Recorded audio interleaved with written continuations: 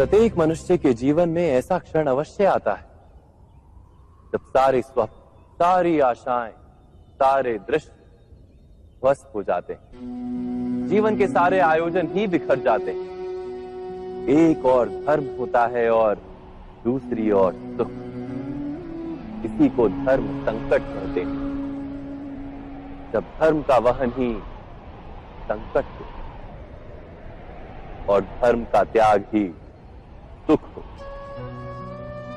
विचार कीजिए, कभी किसी स्वजन के विरुद्ध सत्य बोलने का अवसर प्राप्त हो जाता है, कभी ठीक दरिद्रता के समय सरलता से चोरी करने का मार्ग प्राप्त हो जाता है, कभी किसी शक्तिशाली राजनेता या राजा के कर्मचारी का अधर्म प्रकट हो जाता है। सबके जीवन में ऐसी घटना बनती ही रहती है। अधिकतर लोग ऐसे किसी क्षण को धर्म संकट के रूप में जान ही नहीं पाते। हमें किसी प्रकार के संघर्ष का अनुभव ही नहीं होता। सहजता से सुख की ओर खींचे चले जाते हैं, जैसे मक्खी गुड़ की ओर खींची चली जाती। वास्तव में धर्म संकट का क्षण ईश्वर के निकट जाने का क्षण होता है। यदि हम संघर्षों से भयभीत ना हो, सुख की ओर आकर्षित ना हो, अपने धर्म पर दृढ़ रहे, तो ईश्वर का साक्षात्कार दूर नहीं।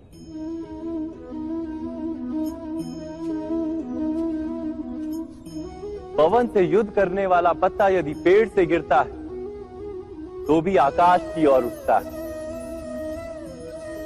पवन से झुकने वाली घास वहीं भूमि पर रह जाती। अर्थात धर्म संकट से यदि हम संकट को ही टाल दें तो सुख तो मिलता है, जीवन बढ़ता है, किंतु क्या चरित्र नहीं टूटता? क्या आत्मा दरिद्र नहीं हो जाती? क्या ईश्वर से अंतर नहीं हो जाता? स्वयं विचार किए। दो व्यक्ति जब निकट आते हैं तो एक दूसरे के लिए सीमाएं और मर्यादाएं निर्मित करने का प्रयत्न अवश्य करते हैं। हम यदि सारे संबंधों पर विचार करें तो देखेंगे कि इन सारे संबंधों का आधार यही सीमाएं हैं जो हम दूसरों के लिए निर्मित करते हैं। और यदि अनजाने में भी कोई अन्य व्यक्ति इन सीमाओं को तोड़ता है तो उसी क्षण हमारा हृदय क्रोध से भर जाता है। इन सीमाओं का वास्तविक रूप क्या है? क्या हमने कभी विचार किया? सीमाओं के द्वारा हम दूसरे व्यक्ति को निर्णय करने की अनुमति नहीं देते। अपना निर्णय उस व्यक्ति पर थोपते, अर्थात किसी की स्वतंत्रता का अस्वीकार करते हैं। और जब स्वतंत्रता का अस्वीकार किया जाता है तो उसका हृदय दुख से भर जाता है। और जब वो सीमाओं को तोड़ता है तो हमारा हृदय क्रोध से भर जाता है। क्या ऐसा नहीं होता?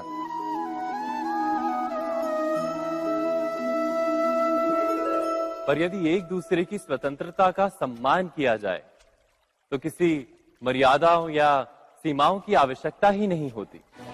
अर्थात जिस प्रकार स्वीकार किसी संबंध का देह है, क्या वैसे ही स्वतंत्रता किसी संबंध की आत्मा नहीं? स्वयं विचार कीजिए।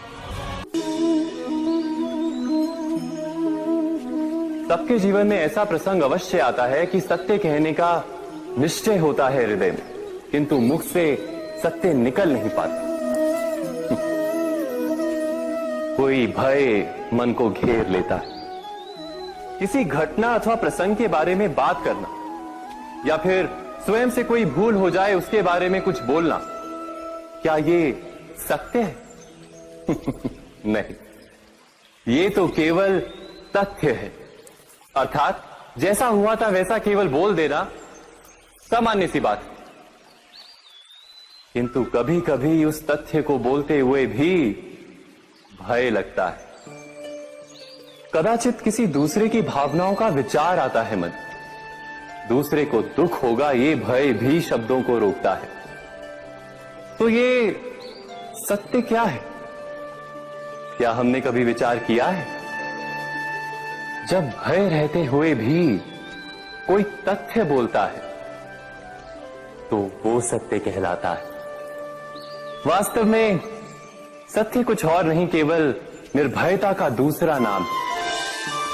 और निर्भय होने का कोई समय नहीं होता, क्योंकि निर्भयता आत्मा का स्वभाव है। अर्थात क्या प्रत्येक क्षण सत्य बोलने का क्षण नहीं होता?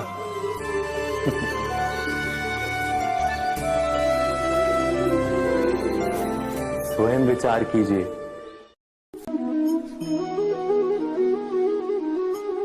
श्रेष्ठता का क्या अर्थ है? श्रेष्ठता का अर्थ है दूसरों से अधिक ज्ञान प्राप्त करना। अर्थात मूल्य इस बात का नहीं कि स्वयं कितना ज्ञान प्राप्त किया, मूल्य इस बात का है कि प्राप्त किया हुआ ज्ञान अन्य लोगों से कितना अधिक है। अर्थात श्रेष्ठता की इच्छा ज्ञान प्राप्ति को भी एक स्पर्धा बना देती है। और स्पर्धा में विजय अंतिम कब होती है?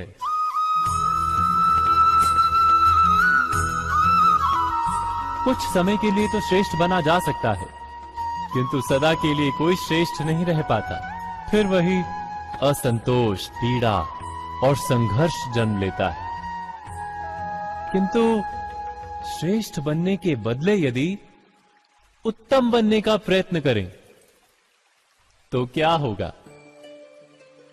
उत्तम का अर्थ है कि जितना प्राप्त करने योग्य है वो सब प्राप्त करना, किसी से अधिक पाने की इच्छा से नहीं, मात्र आत्मा की तृप्ति हेतु कुछ प्राप्त करना। उत्तम के मार्ग पर किसी अन्य से स्पर्धा नहीं होती, स्वयं अपने आप से स्पर्धा होती है। अर्थात उत्तम बनने का प्रयत्न करने वाले को देर अबेर सारा ज्ञान प्राप्त हो जाता है। बिना प्रयत्न के ही वो श्रेष्ठ बन जाता है। किंतु जो श्रेष्ठ बनने का प्रयत्न करता है वो श्रेष्ठ बने या ना बने, उत्तम कभी नहीं बन पाता।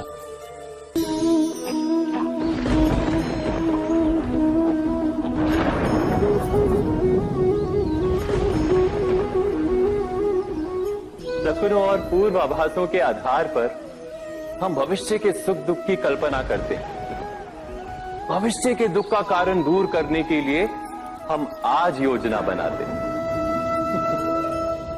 किंतु कल के संकट को आज निर्मूल करने से हमें लाभ मिलता है या हानि पहुंचती है, ये प्रश्न हम कभी नहीं करते।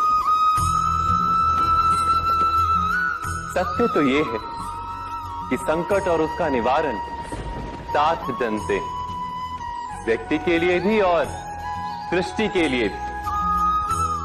नहीं, आप अपने भूतकाल का स्मरण कीजिए, इतिहास को देखिए। आप तुरंत ही ये जान पाएंगे कि जब जब संकट आता है तब तब उसका निवारण करने वाली शक्ति भी जन्म लेती है। यही तो जगत का चलन है। वस्तुतः संकट ही शक्ति के जन्म का कारण है। प्रत्येक व्यक्ति जब संकट से निकलता है तो एक पद आगे बढ़ा होता है, अधिक चमकता है, आत्मविश्वास से अधिक भरा होता है, न केवल अपने लिए अपितु विश्व के लिए भी। क्या ये सत्य नहीं? वास्तव में संकट का जन्म है एक अवसर का जन्म, अपने आप को बदलने का, अपने विचारों को ऊंचाई पर करने का अवसर, अपनी आत्मा को बलवान और ज्ञान मंडित बनाने का अवसर। जो ये कर पाता है उसे कोई संकट नहीं होता, किंतु जो ये नहीं कर पाता वो तो स्वयं एक संकट है विश्व के लिए। विचार कीजिए।